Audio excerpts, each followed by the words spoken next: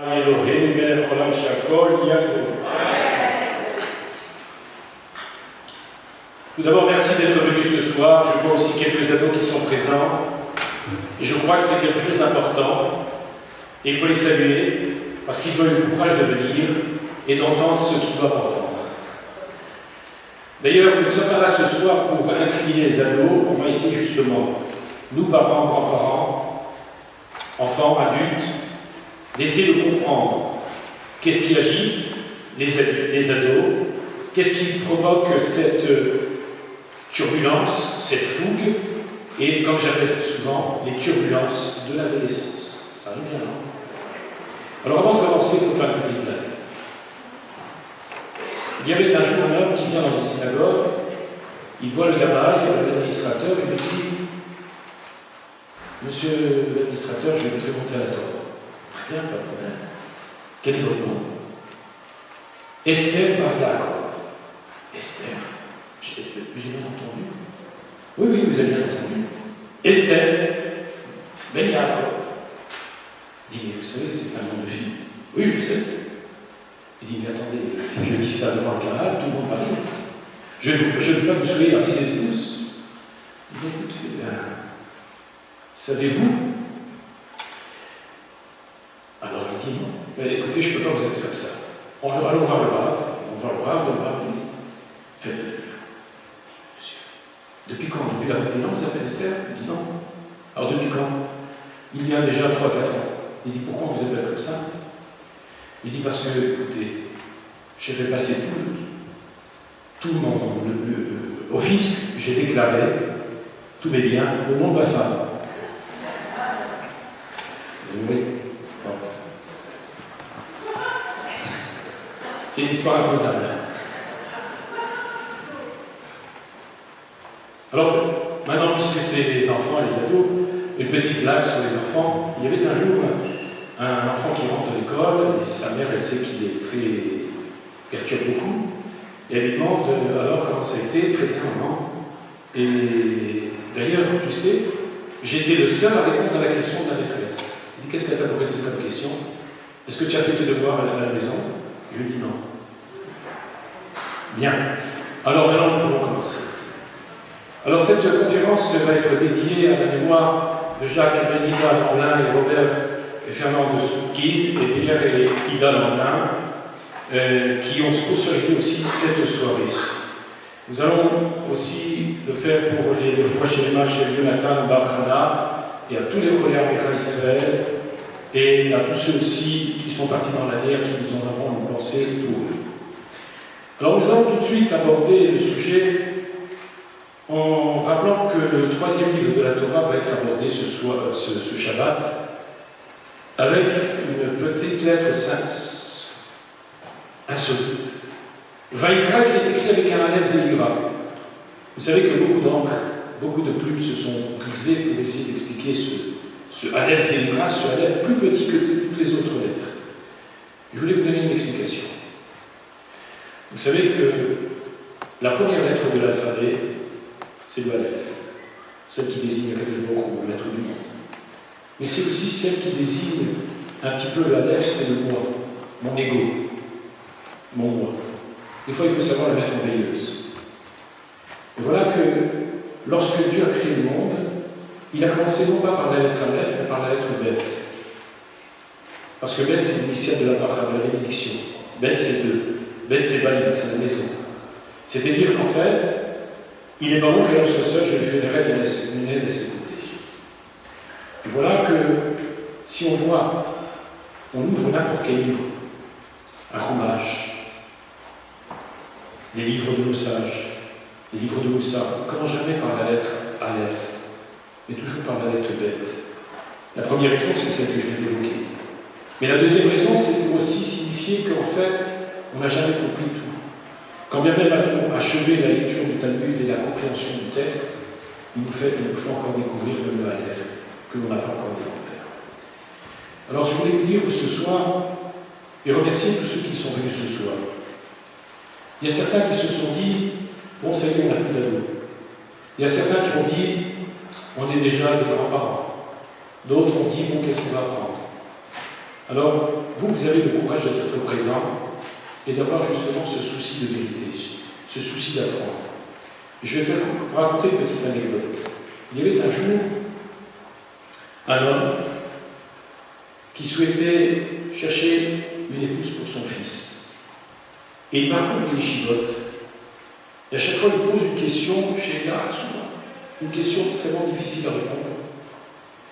Et des yeshivas en yeshiva, jusqu'un jour, il arrive au Beth Midrash, dans la maison d'études, et il interpelle tous les papiers, il leur dit voilà, j'ai une question très difficile. Celui qui sera capable, certainement aura peut-être le mérite d'avoir ma fille, qui est une fille exceptionnelle, qui ne devrait pas que sa fille est exceptionnelle. Et voilà que, effectivement, le personnage en question pose la question, personne ne répond.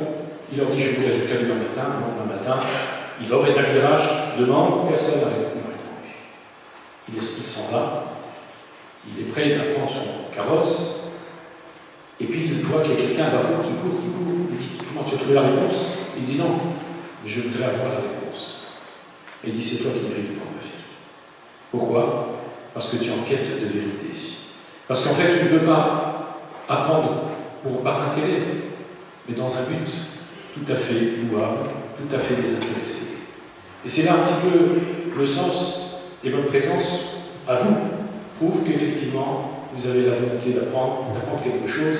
Et maintenant, je vous propose les 7 saisons de la vie. Non, c'est pas comme il l'a dit, les 4 saisons. C'est les 4 saisons de Khalid. Non, maintenant, c'est vivre la vie. Alors, on va essayer de comprendre que dans la vie, on traverse 7 périodes différentes. Et la première, c'est celle d'un Tinoch.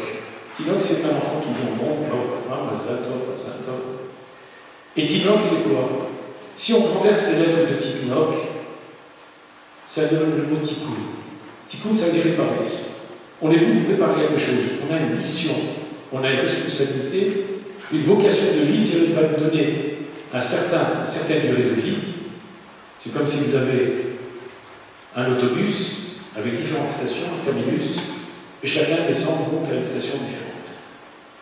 Alors on est venu pour faire un tikkun, pour réparer. Je ne vais pas vous raconter l'histoire de ce cordonnier qui est magnifique, laissons plus tard. Le deuxième, c'est Nituk. Nituk, ça veut dire quoi? C'est encore la permutation d'être, l'anagramme, c'est couper. Dès qu'on est, il faut couper le cordon ombilical. Et d'ailleurs, ce qui était fermé du Talmud s'ouvre et ce qui était ouvert se referme. Et c'est une chronologie ou un développement exceptionnel parce que, par exemple, les poumons de l'enfant, les bronchioles et tout ça sont fermés, et puis dès qu'il a, ça s'ouvre comme une fleur qui éclot. Et puis, nous avons Yolek. Qu'est-ce que ça veut dire Yolek? C'est celui qui vient téter, puiser, allaiter, il va être sauvé par sa mère.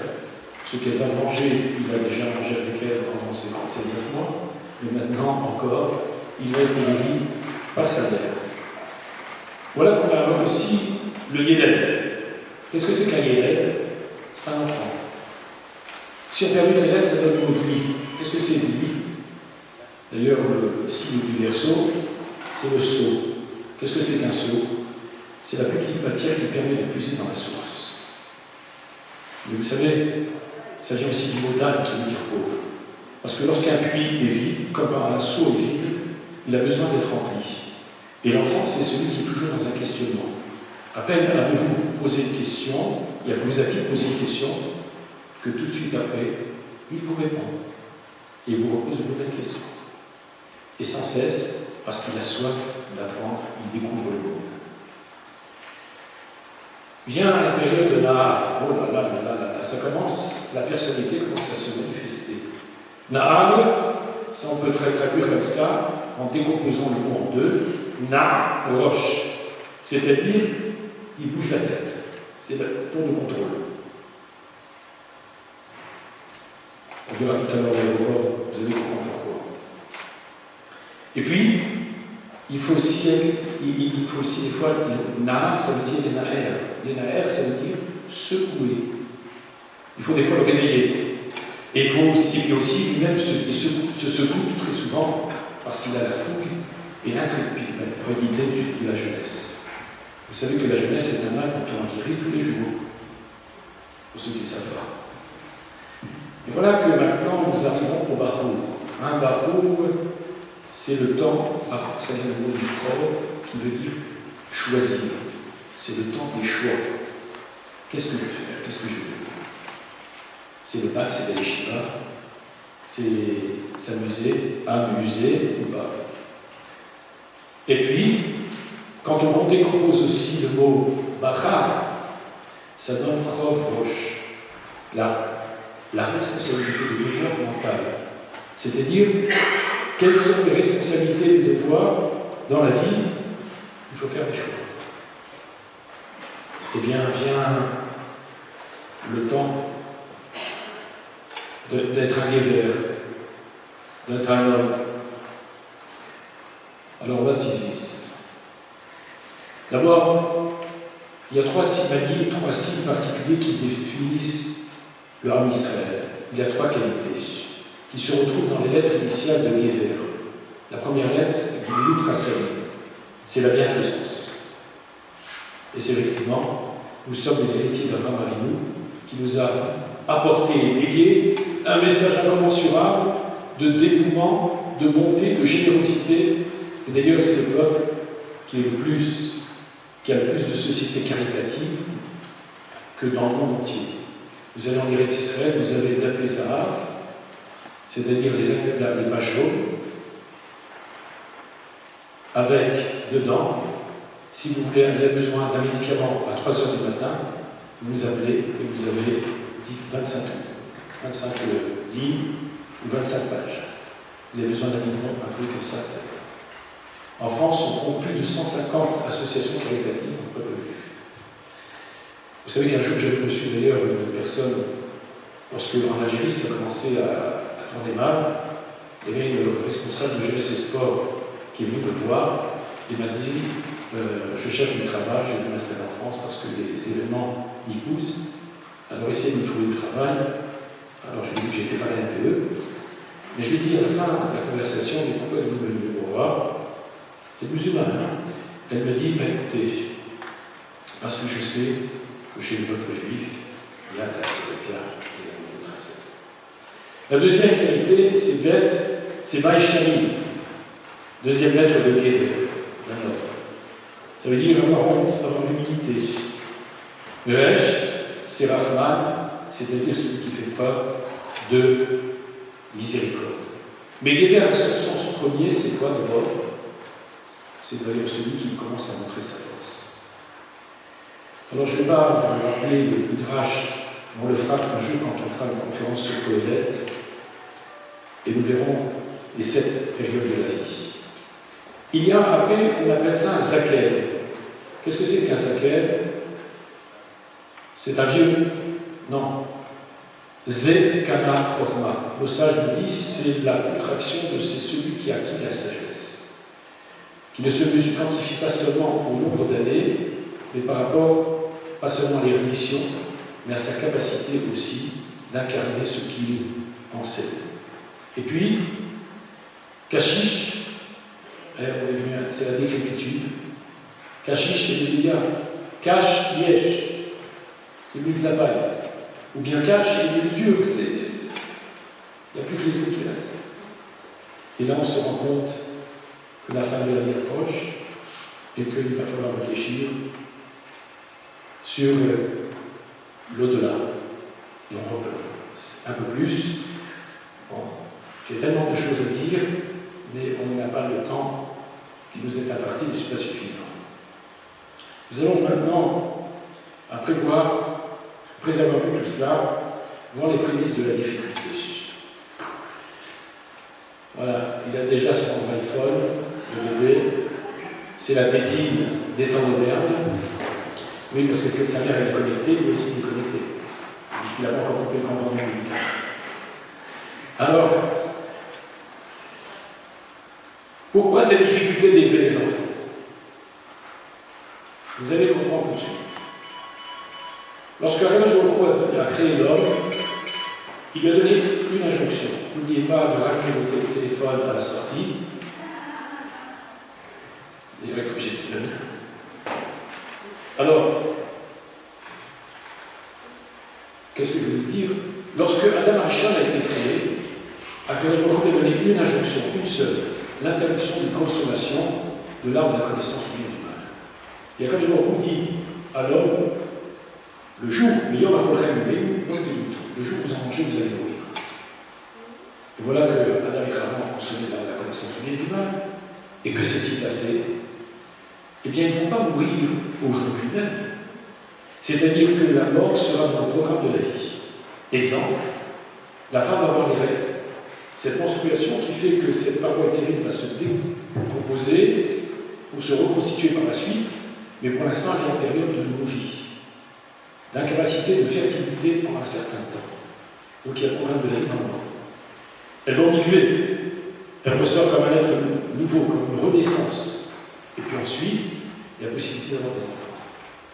Alors Kadosh Baruch Hu, il a dit, El Aïcha Abba Arbe Tsevoner Veroner.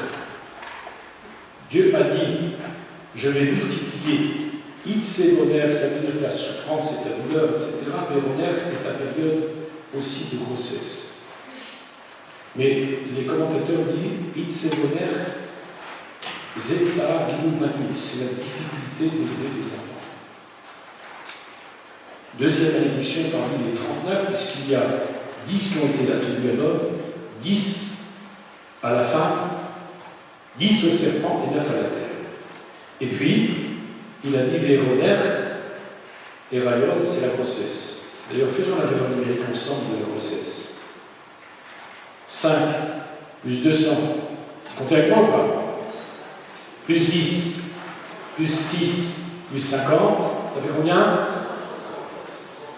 Oui, alors là, monsieur Saadien, notre administrateur, qui s'est bien compté toujours, il a l'habitude avec moi. 271. Vous savez ce que c'est 271?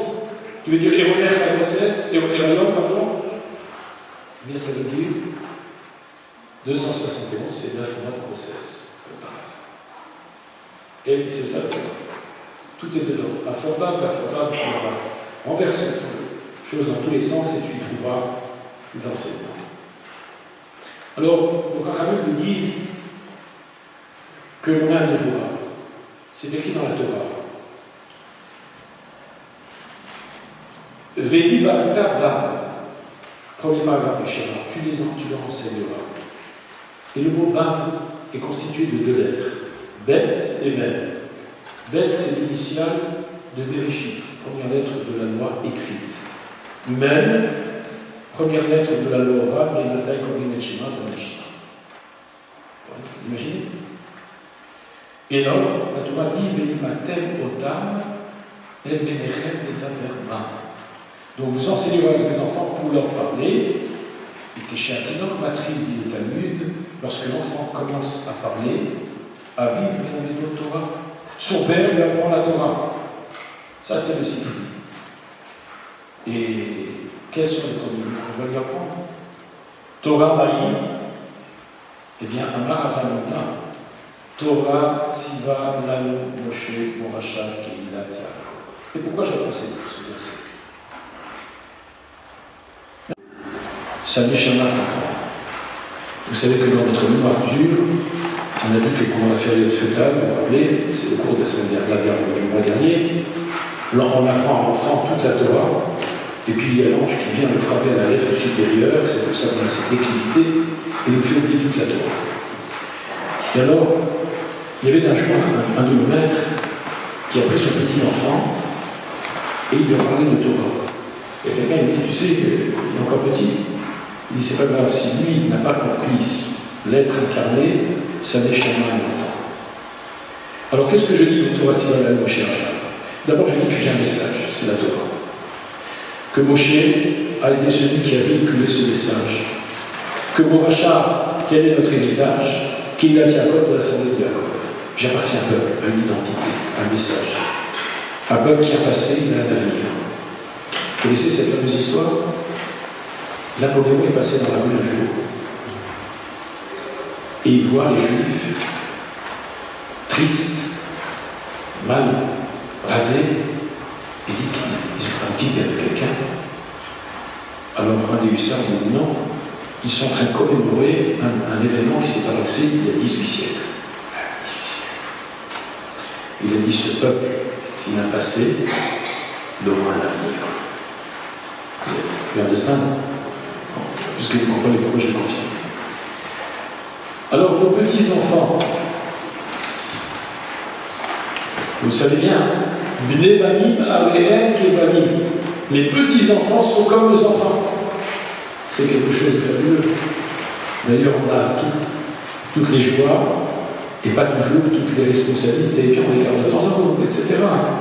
Mais c'est la même chose. La relation avec les petits-enfants n'est plus la même. Mais aussi, on a un devoir d'Adam Levanecha, Venivne Vanecha. Vous savez qu'Abraham Avinu, il a été choisi par Hachem. Et la Torah dit pourquoi il a aimé Abraham. C'est un verset très clair. Qui est actif de Ma'am Hachem et Tzavet Balav et Betwachaba. Je l'ai connu parce qu'il a été capable de transmettre à sa postérité, à ses enfants et après lui. C'est-à-dire qu'en fait, si nous ne sommes pas les vecteurs de transmission, que sommes-nous? Imaginez, une voiture sans courroie de distribution. Ça avance? Ça n'avance pas. Vous avez la plus belle voiture, une Lexus ou une Ferrari, une Porsche Carrera. S'il n'y a pas de courroie de distribution, ça ne distribue plus.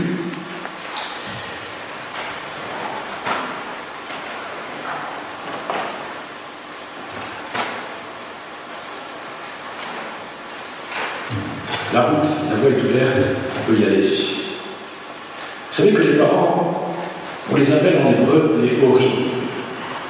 Horim, ça veut dire le mot lachon de l'orot, enseigner. Vous savez que le Khatan, lorsqu'il remet la kataba à l'annonce à son épouse, il a mis un index. Il y a plusieurs raisons. La première raison, la seule que je vous donne aujourd'hui, c'est parce qu'en fait, les parents se doivent d'enseigner avec exactitude le chemin à suivre. Alors ils montrent le voie, ils indiquent. C'est ça, oui. Alors montrer le chemin à ses enfants, mais des réfléchis. Il y a plusieurs chemins à montrer. Il y en a un qui est essentiel et nécessaire, indispensable. C'est parce que si tu as donné les bonnes voies, les bonnes conduites, alors il y a un tas qui shalom ou alecha. Tu verras que tu auras la paix dans ton foyer équilibré, shalom. Car on est les vecteurs de cette transmission, mais aussi il faut l'incarner pour qu'elle puisse être vécue auprès des enfants. Alors que les prémices de l'éducation, on a vu tout à l'heure, sont indispensables et nécessaires.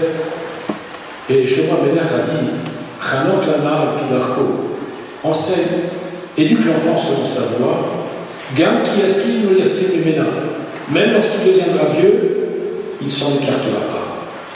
Si on a donné des bonnes midotes, c'est comme un arbre.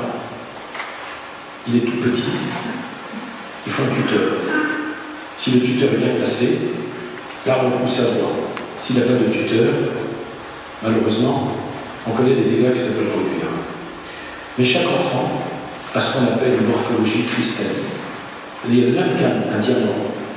Pour savoir le tailler, eh bien le géologue, qui a le tailleur de diamant, qu'est-ce qu'il fait? Il regarde la structure de ce diamant pour savoir comment couper, comment le tailler, ou qu'est-ce qu'il va en faire, s'il va en faire des pépites de diamant pour décorer un bijou. Donc les prémices, c'est dès le départ. Et la Torah insiste. Il y avait un jour un maître qui reçoit un homme qui lui dit oui, je viens d'avoir la naissance d'un petit enfant et je voulais lui donner des conseils d'éducation de Rinour. Il a dit Echafta, tu es venu trop tard. Et comment on dit? Il vient de l'être. Il dit non, parce que tout se joue même déjà dans la période fœtale. L'éducation des enfants commence à la naissance des parents. Vous voyez, c'est pour nous, c'est trop tard. Alors, la Torah dit Réchit Arisoteret Titenuterum Alachem Edoroteret. Le début de vous, prémisse de vos pâtes. Harissa, c'est une pâte.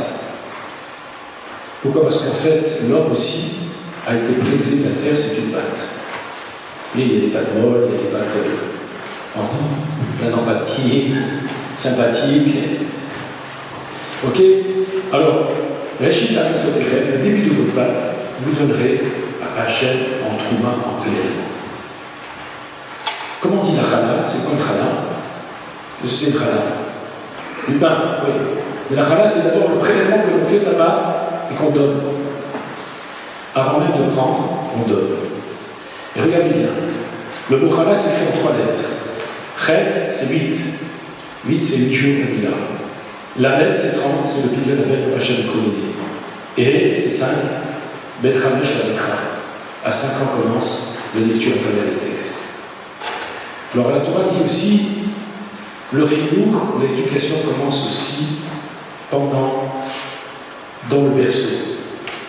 Machima Shomarat. Et même pendant la période de grossesse. Ce que la mère entend, ou la métapélette, ou la donner à la nourrice. Peut-être qu'elle va lui donner quelque chose qui va cacher. Et comme on va dans l'hôtel, est-ce que les chansons qu'il va entendre l'enfant ne vont pas jouer sur son psychisme? Et on verra ça tout à l'heure. C'est Rachid, mémoire chez l'élève, c'est inscrit dans la mémoire et la conscience de l'enfant, à tout jeune. Les 3 premières années de la vie, elles sont déterminantes.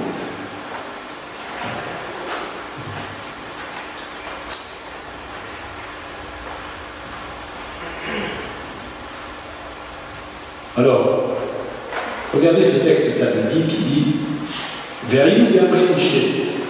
Voilà un adage qui dit Rechina bata rechina azla. Une brebis, elle suit son autre brebis, c'est-à-dire la mère, la fille ou le petit suit sa mère. De la même manière qu'Ovdé na kachovdé brata. Ce que la mère fait, la fille va faire.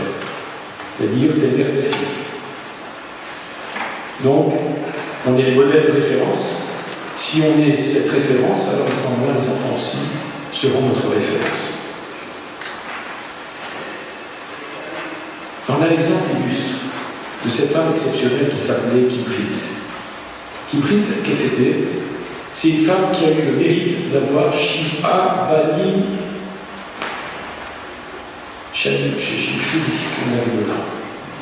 qui ont servi longtemps en tant que Kohen Gadol. C'est un grand chien. Avoir tous ces enfants qui réussissent dans un parcours de vie, c'est quelque chose de fabuleux. Et c'est pas du tout. Alors les Chachamim sont partis la voir et lui ont posé la question. Quels sont tes mérites? Qu'est-ce qui a permis que tu aies une telle chose qui n'est pas courant? Alors elle a répondu qu'en fait, jamais les poutres de ma maison n'ont pu m'achever. Elle avait une telle sniout, une telle pudeur, une telle réserve, un tel comportement que ça a influencé le devenir de ses enfants. Et pourquoi sont-ils devenus des cruels démonies?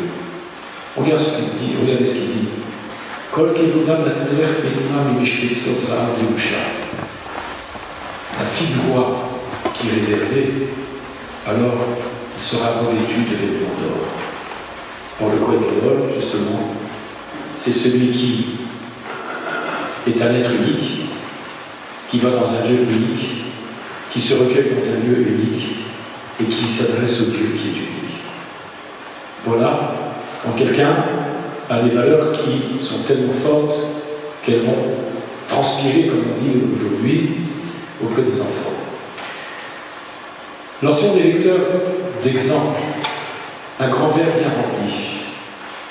Il est entouré de petits verres, que se passera-t-il? Eh bien, les autres en bénéficient. Si les parents sont remplis de midotes, de qualité, de valeur d'enseignement, et comme j'ai l'habitude de dire, vous savez qu'une mida, ça veut dire une qualité, mais c'est aussi un défaut. Parce qu'il y a mida Tova et Tava. Pourquoi? Parce que mida en hébreu, ça veut dire une mesure et en même temps une qualité. Parce que ce qui est mesuré, c'est une qualité, ce qui est démesuré, c'est un défaut. Vous avez compris? C'est pour ça qu'il y a la même structure de.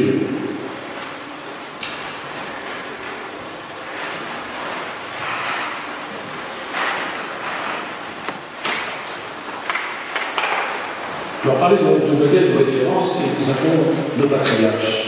Si la Torah nous rapporte la vie de personnages aussi illustres, ce n'est pas pour raconter une petite histoire, mais c'est vers un enseignement. Regardez Jacob, un être exceptionnel, qui a eu un enfant particulier qui s'appelle Yosef. Mais Yosef va vivre des tribulations terribles, à telle enseigne qu'il se retrouve à 17 ans projeté dans un monde, un univers corrompu, pervers. Il se retrouve face à Potiphar, excusez-moi, c'était pour le buffet de tout à l'heure. Vous voyez, donc, il est dehors, petit. À 17 ans, vous savez ce que ça veut dire, 17 ans? C'est un ado, loin de ses parents, loin de sa famille. Mais s'il garde son identité, c'est vecteur de cela, c'est parce que justement, il a reçu un tel héritage que cet héritage ne peut pas se séparer de lui, il fait partie intégrante. Et regardez bien comment les sages l'ont manifesté, et je donnais un enseignement de Bénéchra qui est tellement fabuleux qu'il ne peut pas le laisser passer. Il a dit que lorsque Yosef était au roi de Potiphar, la femme de Potiphar, il a vu à travers la fenêtre, Vaillard qui lui plonge chez la vie, il a vu l'image de son père. Et son père qui lui dit, le Midrash dit comme ça, dis-moi, tu sais que le Kohen Gadol va porter sur son pectoral les 12 noms des enfants d'Israël. Et ton nom figurera. Et sur tes épaulettes, les épaulettes aussi, ton nom figurera. Il dit, tu veux qu'il ne figure pas? Alors regardez, on va faire une valeur numérique encore. Yaakov, sa valeur numérique, c'est combien? 10 plus 70 plus 100 plus 2, ça fait combien? Très bien. Ça fait combien de faire 26? 7 fois 26. D'accord? Maintenant, prenons Yosef. 10 plus 6 plus 60 plus 80, 156. 182 moins 156, on y reste 26. Mais comme Hachem était avec Yosef, qui est marqué dans la Torah, Vaï, Hachem et Yosef, Hachem était avec Yosef. 156 plus le nom d'Hachem, 182, il a vu l'image de son père. Et donc c'est ainsi qu'il a été capable de surmonter toutes les vicissitudes. L'amour d'un père est toujours quelque chose de fort, une mère aussi. La mère, elle sépare l'enfant. Vous savez que nous, les hommes, comme disait, on va rappeler la mémoire de Yosef Chaim Citruc, du Fondement de Bracha, qui disait qu'il y a une étude scientifique qui a été faite, il y a 30 000 mots qui sont dits par les hommes et les femmes dans une journée. Mais lorsque l'homme rentre à la maison, il n'y a plus qu'un à dire, et la femme, c'est là qu'elle commence à parler. Alors, Rabbi Yossi Bachoni nous enseigne que le grand Adam Mitkané, la jalousie, la concurrence, vous avez tout ça, c'est monnaie courante. D'ailleurs, si je fais venir quelqu'un, il va dire qui c'est qui a peint ça, il va trouver tous les défauts. Je fais venir l'électricien, il va dire qui c'est qui a fait ce seul travail, etc. Donc c'est comme ça. C'est un clal, comme ça. Mais il y a deux personnages qui ne jalousent pas l'autre. Chutz Mibeno, Vetamido. On ne jalouse jamais, en principe, quand on a un être suffisamment équilibré, son fils, ni son élève.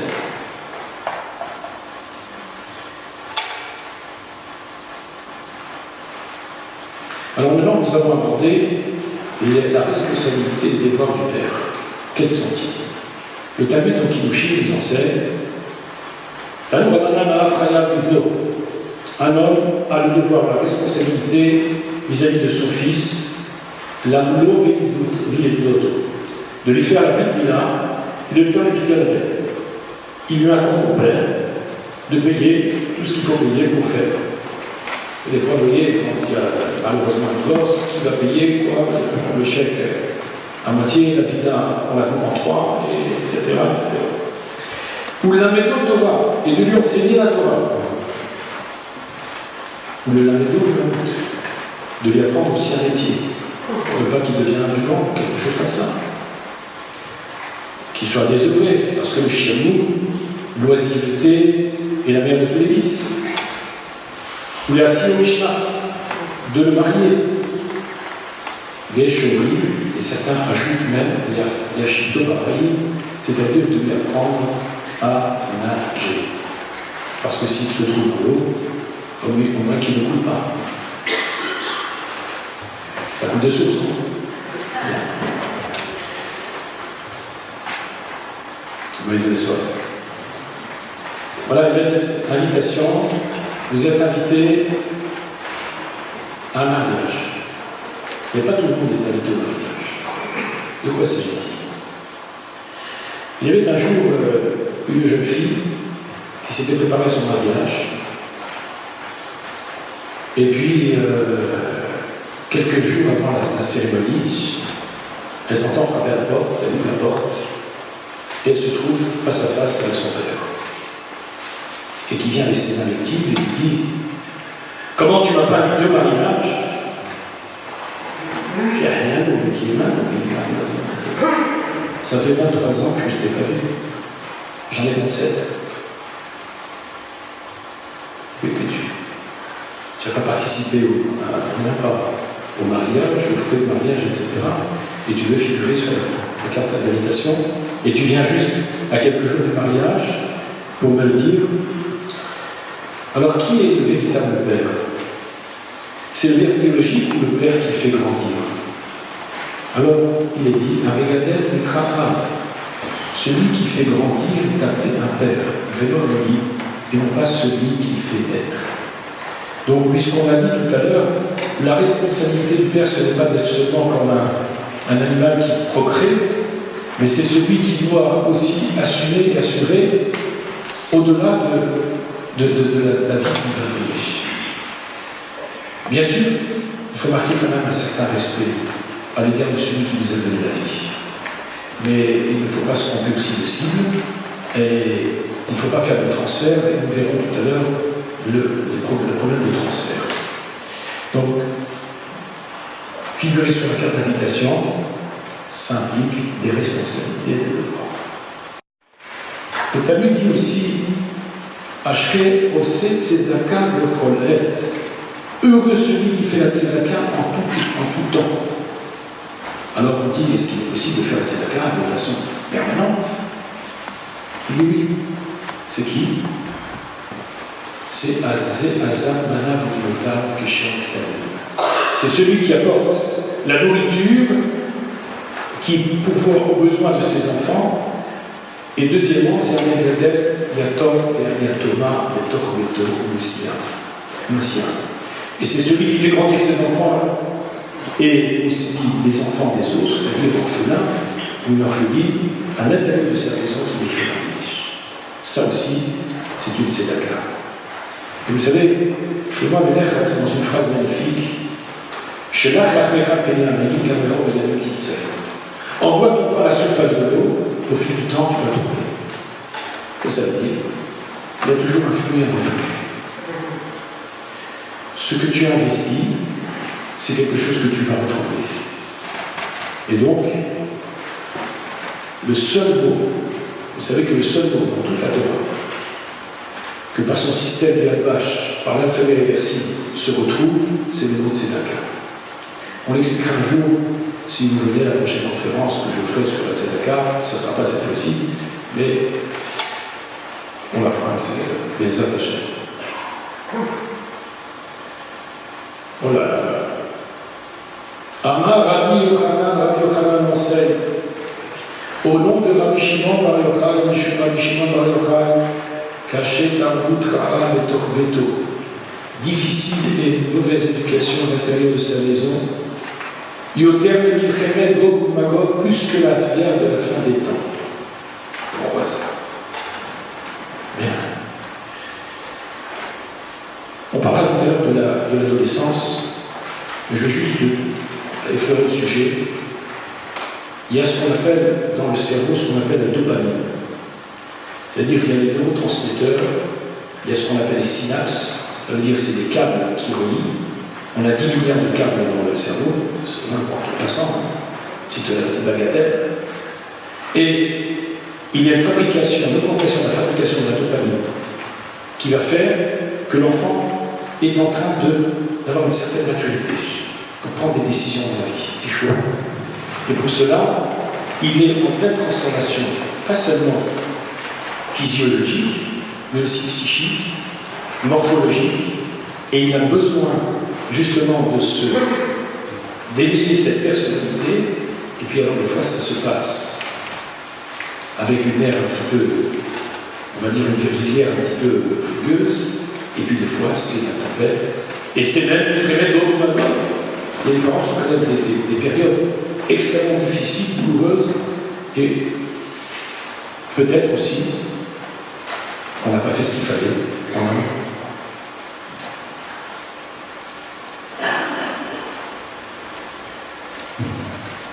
Alors l'éducation en question. Le Talmud dit, dans le Talmud, c'est justement le maire qui dit Choser shifto sodevelo. Celui qui ménage son bâton déteste son enfant. Ça ne veut pas dire pour autant qu'il faille le frapper. Mais ça veut dire que s'il n'y a pas un pouvoir coercitif, si les parents ne se sont pas manifestés pour essayer de mettre des règles, quand il n'y a pas de règles, tout se dérègle, n'est-ce pas? Quand il n'y a pas de garde-fou, que tant que dans n'importe quel endroit, il y a ce qu'on appelle un règlement intérieur. Si ce règlement intérieur n'est pas clair, affiché, alors c'est la débandade. Je vais vous raconter une petite histoire. Il y avait un jour un rave qui avait exercé de nombreuses années dans sa communauté, puis la communauté a voulu lui envoyer un message. Et le rave, lors de l'histoire, ne s'est pas démonté, il leur a dit, bref, de votre taille, je vous remercie, vous avez été sympa, les amis. Mais il faut que je vous dise quelque chose. Il a dit, un jour, il y avait une horloge qui était tuée dans une cité, elle est tombée en panne. Alors qu'est-ce qu'on a fait? On a apporté des échafaudages, des personnes spécialisées pour monter les échafaudages. Ensuite, une personne pour remettre en état l'horloge et la faire fonctionner. Alors il y a quelqu'un qui passe par là et dit regardez où vont les limites de la cité. Immobilisation matérielle, immobilisation de personnes. Il dit non, pas si vite. Dit un sage qui passait par là. Si l'horloge est située si haute, c'est pour qu'elle puisse être vue par le plus large public. Si elle est située si haute, c'est pourquoi? C'est pour ne pas qu'elle soit entre les mains de personnes malveillantes. Alors il dit, vous savez, ici, si je vous donne l'heure, on sera tous à une heure. Mais si chacun donne son heure, on sera toujours en décalage. Ça veut dire quoi? Ça veut dire qu'aussi les parents, la Torah dit, les Bassarecha ne formeront qu'une seule chair. Vedava les genoux s'attachent à sa femme. Regardez bien. S'il n'y a pas de fissure, il n'y a rien qui rentre. Et vous savez, même un peu d'eau qui rentre, au fur et à mesure, ça va décoller. Et ça va plus que décoller, vous allez voir tout à l'heure. Donc, Choser shifto sodevelo, ça veut dire qu'effectivement, si les parents sont déjà unis dans l'éducation, même si effectivement on a chacun, on va être plus ou moins, on va lâcher un petit peu de lest, mais ça veut dire qu'il faut que l'enfant sache que quand même il y a une autorité parentale présente et bien affichée et pas de distorsion dans cette éducation. Alors je reviens dire justement, Choser shifto sodevelo, si tu n'as pas de pouvoir pacifier la garde de ton enfant, si tu l'aimes, au avou, s'il l'aime, il doit se lever de bon matin pour lui apporter la morale, l'éthique, l'enseignement. Alors justement, attention on a fait tous des erreurs. On a donné des sales coups, des mauvais coups, des cassants coups, les enfants ont fait cassants coups. Alors, il est marqué, il fait le côté de Richard, la Torah dit, devant l'aveugle ne pose pas d'obstacle. Et la Torah dit, et le message dit, c'est quoi? C'est des maquets vélo avec l'autre. C'est celui qui frappe son enfant qui est grand. Parce que dans la Bible, ça peut avoir des conséquences dont on ne peut pas évoquer là. Ça, c'est la marque du poète Katan.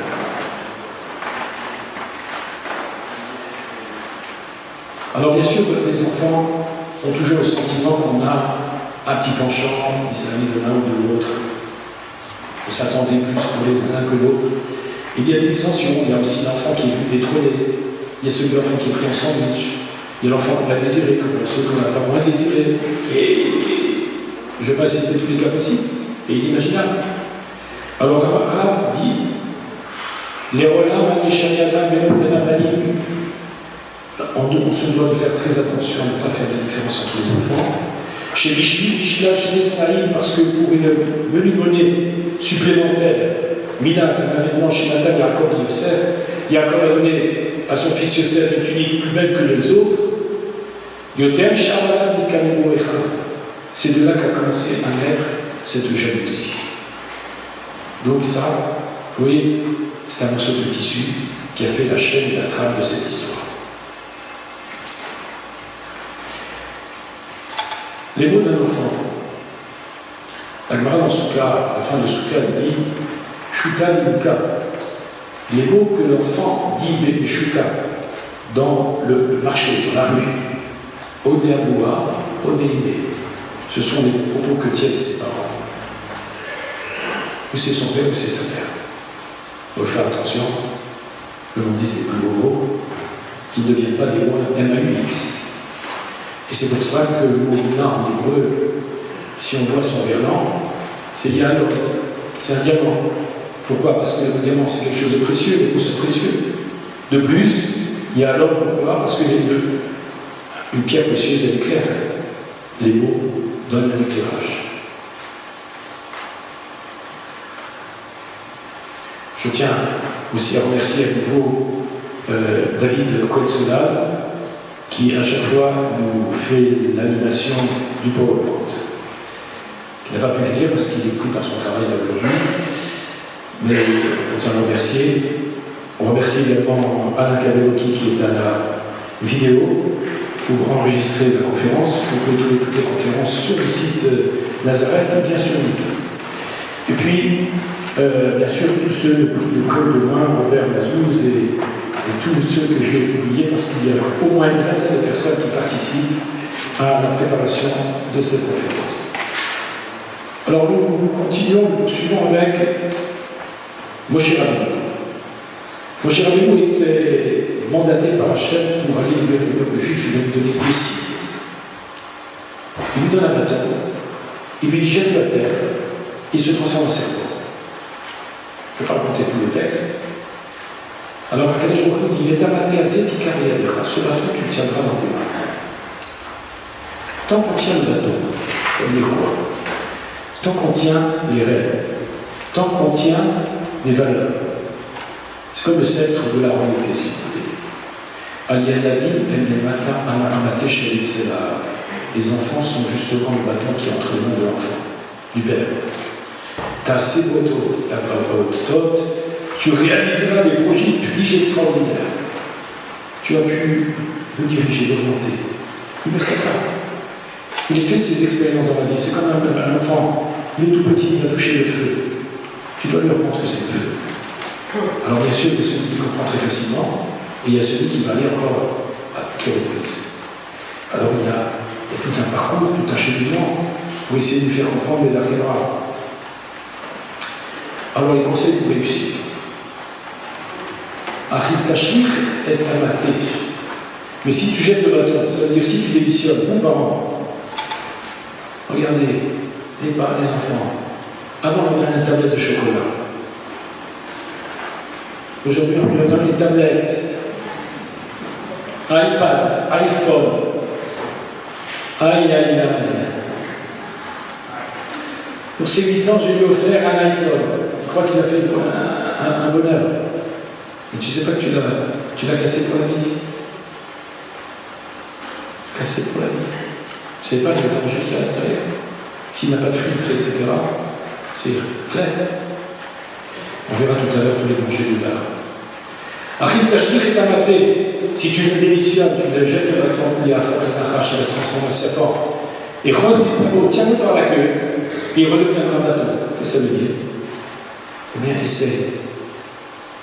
Participe avec lui, joue avec lui.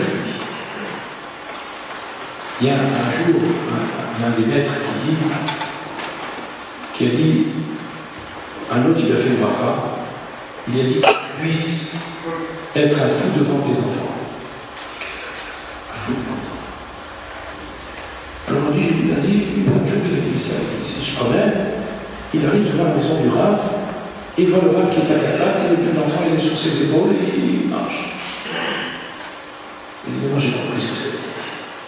Ça veut dire qu'en fait, si je joue avec l'enfant, si je participe à ses joies, si on partage des instants importants, alors on peut être sûr qu'on va réussir. Mais si on n'en a rien à faire et on vit sa vie, alors on sait aussi peut-être les conséquences que ça peut avoir. L'environnement est quelque chose d'important. Il y a un personnage extrêmement grand qui s'appelait Elisha ben Adéa, mais qu'on a appelé après Acher. Vous savez ce que c'était Acher?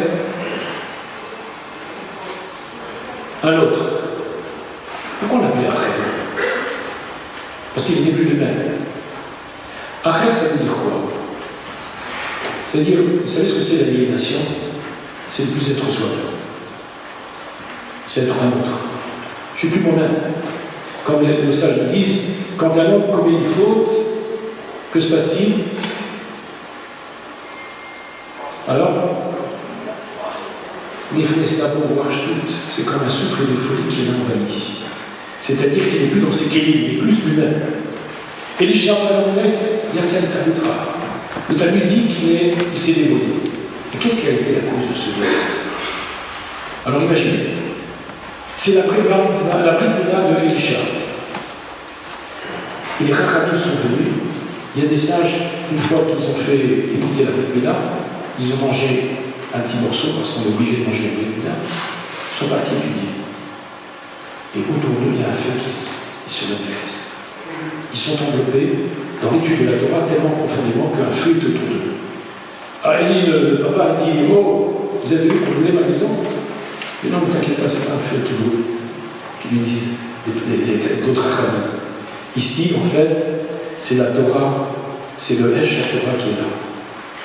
Alors il dit, si c'est ça la Torah, je veux que mon fils il devienne un Talmid Chacham, un sage de la Torah. La Gemara dit aussi autre raison. Donc son but de père, c'est pas quelque chose de désintéressé.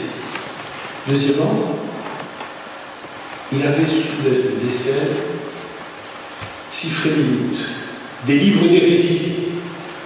Ça parle dans le cerveau. Moi j'ai eu des élèves, des bons élèves, pas des élèves. J'avais des élèves rabbins. Ils ont commencé à filer. Et ils sont finis en Sophie. Ils sont payés. Il faut faire attention. Deuxièmement, Zéder Yavan, la femme de Poumé, c'est-à-dire la femme de Poumé. Les chants grecs, le Satan n'arrêtait pas d'être chanté dans sa bouche. Ce que l'on entend, ce que l'on voit, ce que l'on mange. Je ne vais pas parler de troisième chose, mais voilà ces trois. Il y avait plusieurs choses qui ont été les détonateurs de ce développement.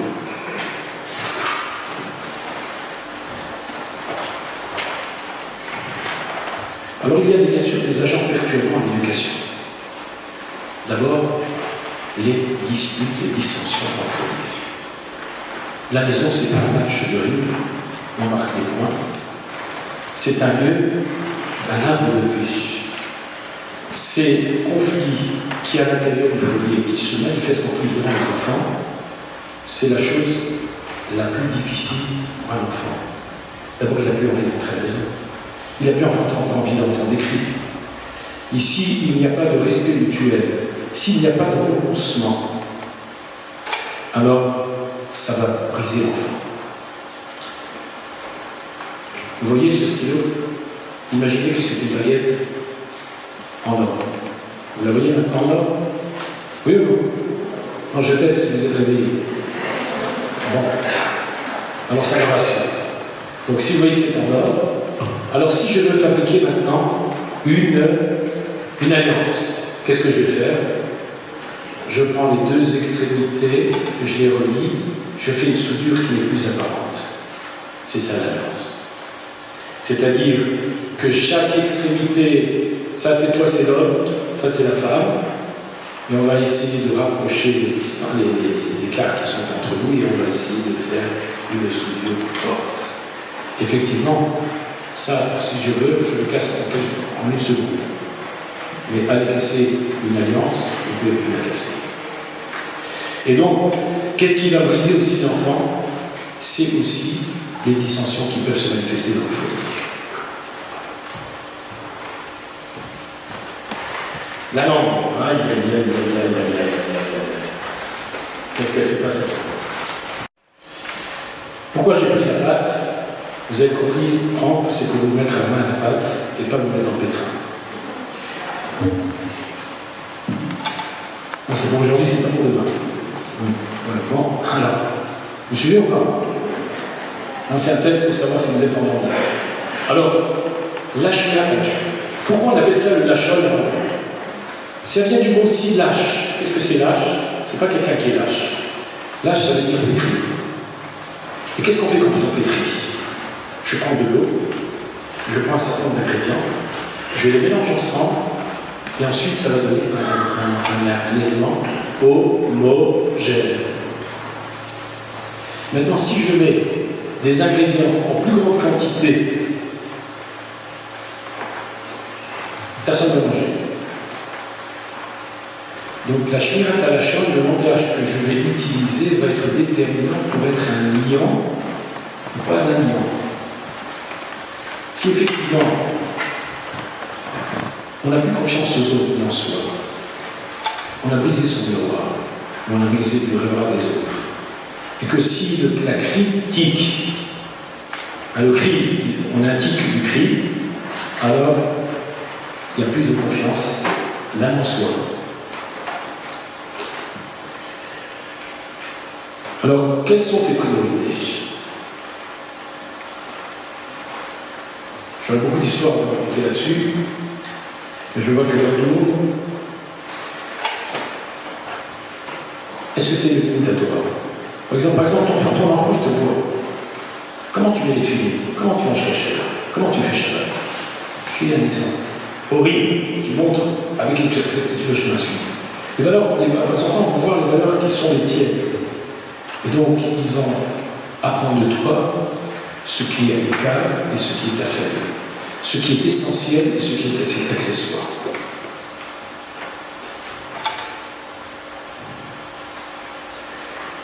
Le vrai reste toujours vrai. On a déjà eu l'occasion d'expliquer que le chiffre 9 est le sceau d'Akadosh Baruch Hu, avec le mot Emet. Les dvarim ayotzim min halev nechnasim el halev, les paroles qui sortent des cœurs entrent dans les cœurs. Ça veut dire qu'en fait, le cœur c'est une pompe qui donne vie et vitalité à l'ensemble des organes du corps. Si le sang n'arrive pas à l'endroit, c'est une nécrose. Donc si on a cette vitalité pour transmettre, enseigner, alors à ce moment-là, ils vont rentrer dans le cœur de l'enfant, même s'il est beaucoup aujourd'hui. Parce que le but n'est pas de faire comprendre à l'enfant de façon immédiate. Le message que tu donnes, c'est un message pour la vie. Alors peut-être qu'il va être retort sur la semaine, sur l'année, sur 3 ans, sur 4 ans. Mais après, il va être entendu ton message. Ça dépend comment tu l'as transmis. Alors la peur. La Gemara dit, un homme ne doit pas faire manifester une crainte excessive, elle peut avoir des conséquences extrêmement fâcheuses. Il y a aussi des textes du Talmud qui en parlent longuement. Alors des fois, on aime tellement nos enfants qu'on veut les gâter. Mais en les gâtant trop, on les pourrit. Pas seulement on les pourrit, mais je vais vous expliquer. La valeur de la chose, c'est pas quand on a à la facilité. Regardez d'ailleurs ceux qui gagnent très rapidement l'argent. Ils le dépensent aussi vite. Ceux qui le gagnent avec l'effort, au prix de l'effort, eh bien, ils savent ce que c'est dépenser un billet 2 ou 3. Donner trop, c'est ne plus permettre à l'enfant de comprendre qu'il y a les fous, ça, la récompense est proportionnelle à l'effort. Il faut qu'ils apprennent le prix de l'effort. Comme dirait Lord Nessler, quand tu plantes un arbre, tu l'as bichonné, tu l'as élagué, tu l'as vu pousser, tu as vu ses fruits. Tu as envie de goûter. Adam préfère son kilo de fruits qu'il a cueilli d'un arbre plutôt que les 9 kilos qu'il a achetés dans le marché. Et c'est normal. Parce que j'ai investi de l'effort, et c'est pour ça aussi qu'on aime nos enfants. Parce que c'est le prix d'un effort qui nous a permis de l'avoir et de continuer.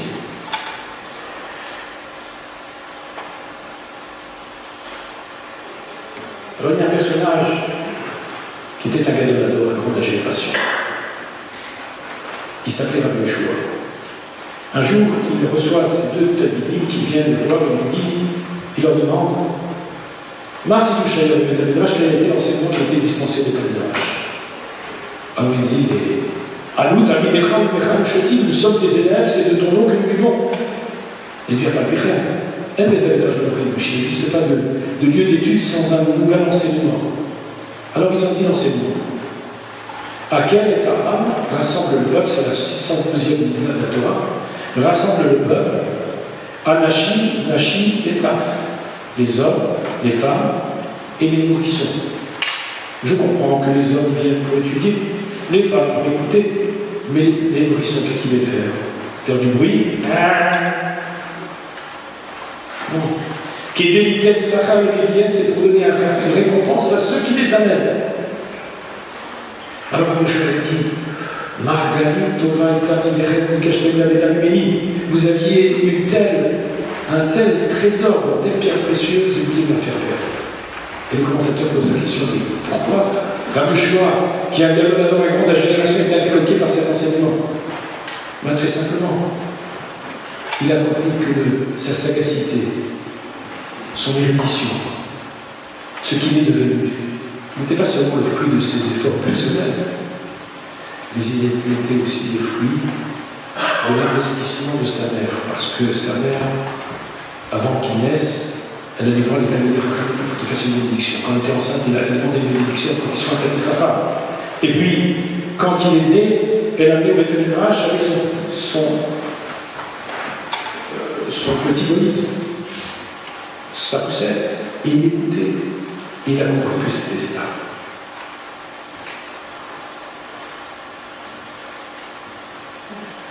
Al tishlach yadecha el ha'na'ar. Et à Akadosh Baruch Hu dit à Abraham Avinu, lorsqu'il devait faire le sacrifice, n'envoie pas ta main contre l'enfant. Ne foutez pas le cas de vos enfants. Mais les enfants, ne jugez pas pour un combat, parce qu'on vous verra à l'œuvre. Et c'est à ce moment-là que vous comprendrez que c'était pas si simple notre parent. On a toujours un œil toujours plus critique à l'égard d'autrui.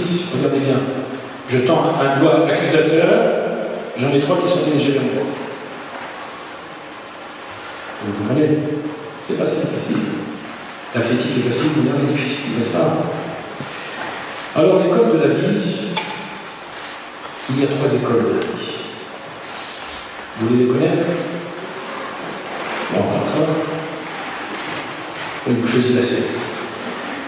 Alors, la première, c'est d'abord la maison, le foyer, les parents. Qu'est-ce que voit un enfant? Voit ses parents. C'est la première école de la vie. Alors, on va faire, vous allez regarder les tables de la loi. Il y a 10 commandements, n'est-ce pas? Quel est le 5e commandement? Là, pour les Tunisiens. Tu vois? Kaved et Alecha honore ton père et ta mère. Mais ça fait de ce côté le respect des parents. Puisque les 5 premiers, normalement, sont ceux vis-à-vis de Dieu. Et les 5 suivants sont vis-à-vis de l'homme. En fait, Dieu veut montrer l'importance qu'il accorde aux parents. Kabel 26. Honore. De la même manière que tu dois honorer tes parents, tu dois honorer aussi. Mais attention, regardez bien. Pourquoi on l'a dit là? C'est un commandement charnière. Si comment on appelle ça? La relation avec les parents s'est bien passée, la relation avec la société va passer donc plus facilement. Regardez bien, les délinquants, c'est quoi? C'est très souvent, dans la plupart des cas, des gens qui ont eu un problème dans leur enfance. Il y avait absence de parents, ou des parents avec multiples problèmes. Donc la première école, c'est la première expérience de la vie, c'est l'expérience parentale. Donc c'est là qu'il y a le creuset de l'épanouissement et de l'éclosion des valeurs. La deuxième école, c'est l'école. Et oui, notre enfant va aller à l'école. Et voilà. Mais le problème, c'est que aussi, à l'école, il y a des dangers. Il y a des fréquentations. Pas seulement à l'école, mais même au sortir de l'école. Il y a des parents qui travaillent, c'est bien.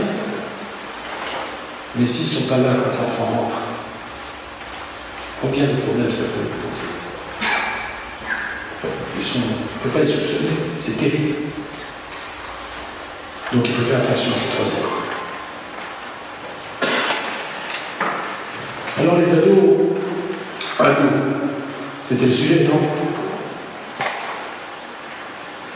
Je me l'ai dit tout à l'heure, il ne faut pas leur en vouloir, on a parlé de la dopamine, avec ses neurotransmetteurs et ses difficultés, parce qu'en fait, il y a tout un univers qui est en train de se métamorphoser. Alors des fois, ils sont durs, ils nous posent des questions, ou bien ils nous apportent des assertions, des enseignements qui sont tout à fait fabuleux, mais des fois aussi ils ont l'air d'être puérils. Et ils se comportent comme des petits enfants. Des fois ils sont détachés, on a l'impression qu'ils ne nous aiment pas, et des fois ils nous étouffent.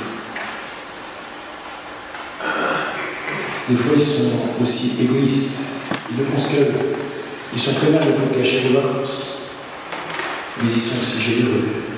Ils vont investir beaucoup d'énergie, etc., et aider autrui, etc.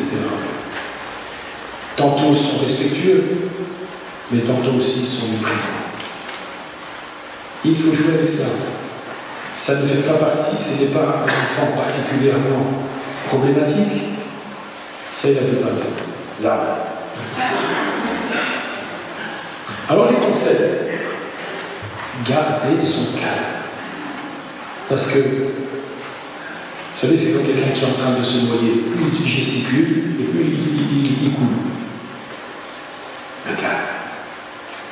C'est une hystérie passagère. Soyez patient. Mais attention, il faut savoir dire non, encore une fois, comme je vous ai dit tout à l'heure, il faut qu'à la maison, il sache qu'il y a un règlement. Et s'il ne sait pas le règlement, alors effectivement, l'enfant, il veut rester sur sa tablette.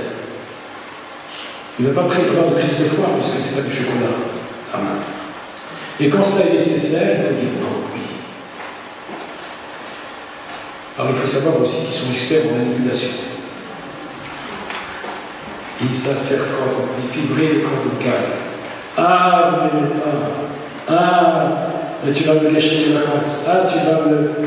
Et donc, ils vous rendent responsable, et vous avez... Donc, ils vont jouer du violon, ils vont faire jouer des cordes sensibles. Alors, il faut savoir écouter.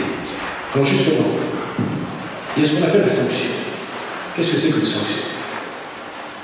C'est pas de donner quelque chose qui va briser l'enfant, il va avoir une valeur éducative. Et si l'enfant vient pleurer, et bien me dire, bon, papa, je n'ai pas entendu, maman, ça y est, pardonne-moi. La punition ne doit pas être enlevée, elle doit être modifiée. C'est-à-dire que vous pouvez fléchir sur cela et lui dire tu auras en compensation une autre punition. Pour savoir que l'enfant sache qu'il y a des choses qu'on ne peut pas dépasser, on a été trop loin, et qu'il ne va pas à chaque fois jouer du long, on va lui dire doucement des passes, et ainsi il va comprendre qu'il y a un règlement et des règles à suivre. Alors nous arrivons aux écrans. Regardez bien. Qu'est-ce que c'est qu'un écran? C'est celui qui nous prend le crâne. Vous avez compris, c'est environnement. Vous ne l'avez jamais remarqué, hein? Et là, moi, je vous le dis. C'est vrai, il prend la tête. Il a pris toute la société.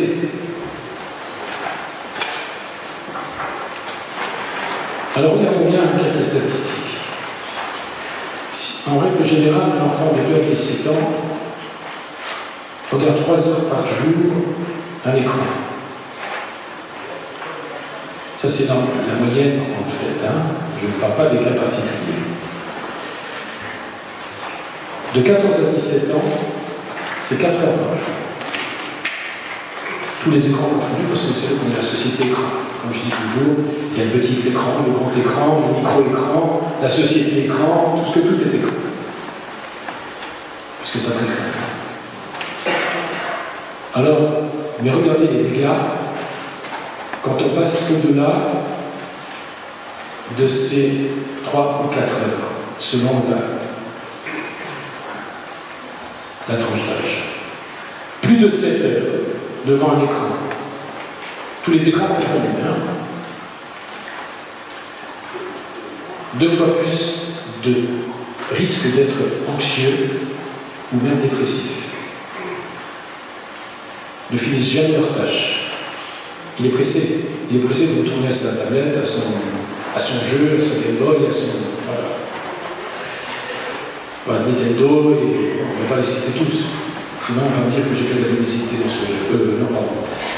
Et les troubles psychologiques, très importants. Il y a des enfants qui finissent à l'hôpital parce qu'il y a une addiction qui est terrible et ils n'arrivent plus à s'en sortir. Même des gens qui ont des problèmes oculaires très importants à la suite d'une trop grande vision de ces appareils.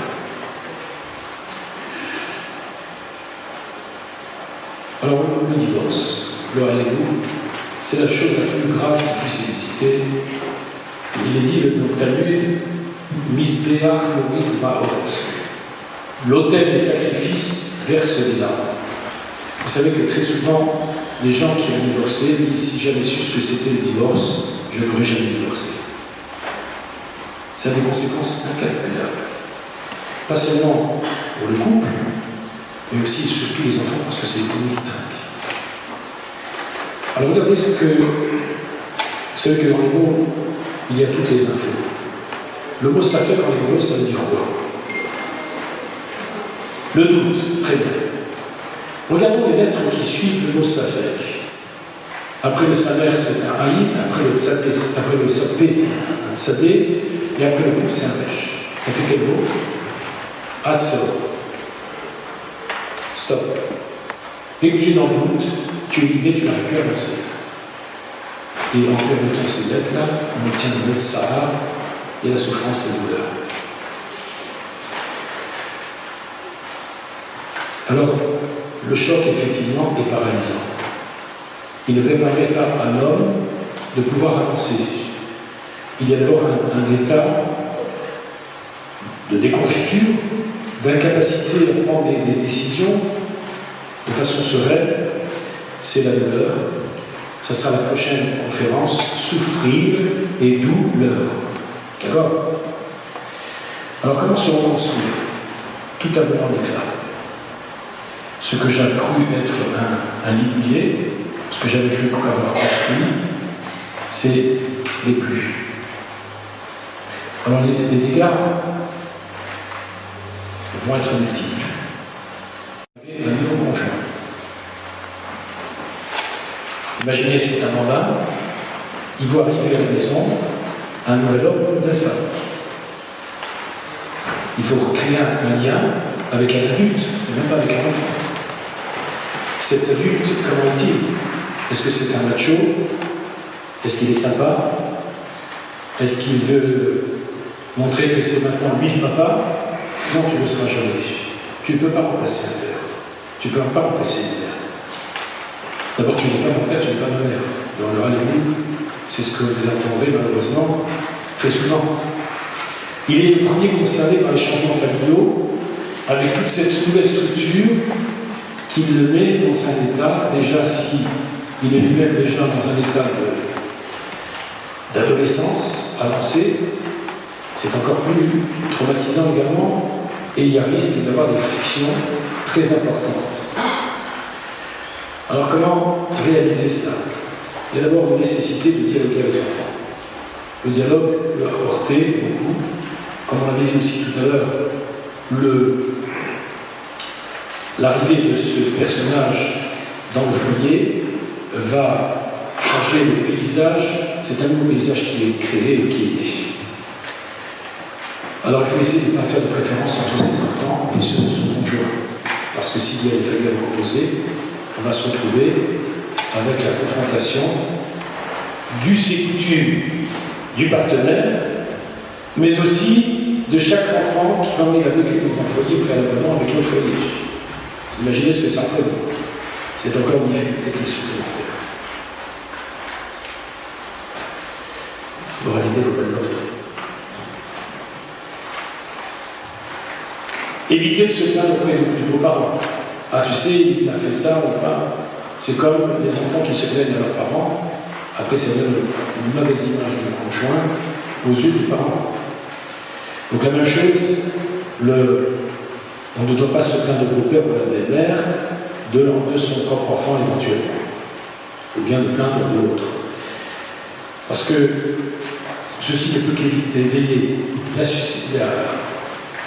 susciter l'animosité, et il faut privilégier le temps justement de partage, comme j'avais expliqué tout à l'heure, c'est très important. Vous avez on a encore 5 minutes? Un quart d'heure? Une demi-heure? Une heure? Alors, l'arrivée du nouveau conjoint, c'est aussi un autre problème à l'Afrique. Les élections approchent, bon, c'est les urnes, hein, mais... non, alors, c'est l'isoloir. Il y a le problème du Likoud. Qu'est-ce que c'est le Likoud? Vous savez qu'on n'a pas le droit de s'isoler avec une personne qui est du sexe opposé. Alors imaginez, lorsqu'il y a un père ou une mère qui arrive dans un foyer et qu'il y a un enfant de l'autre côté. Ce n'est pas votre enfant, donc on n'a pas le droit de rester seul.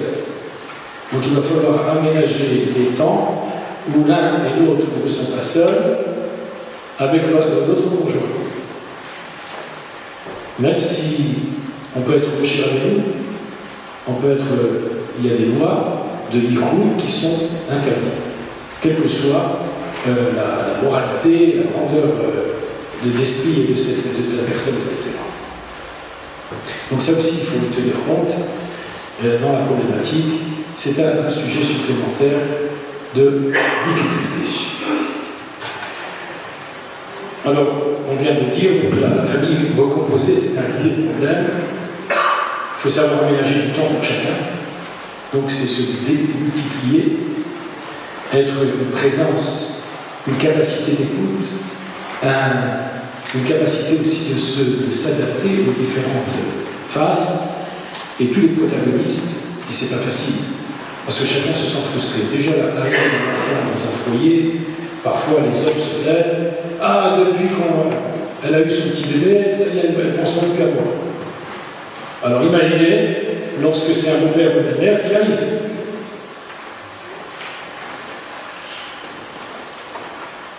Donc ça, c'est une idée rideau. La famille recomposée. Il ne faut jamais, comme je vous l'ai dit, un père ne peut pas remplacer, un beau-père ne peut pas remplacer le père, et une belle-mère ne peut pas remplacer la mère. Et notamment lorsqu'il y a un décès, c'est encore plus douloureux. Et l'enfant sait que son père, c'est son père, que sa mère, c'est sa mère, et on ne peut pas lui ôter cela de l'esprit. Il y a donc un respect de chacun qui doit se manifester.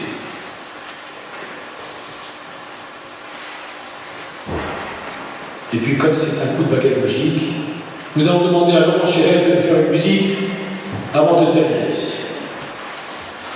Et nous ferons la dernière. Regardez, c'est la dernière.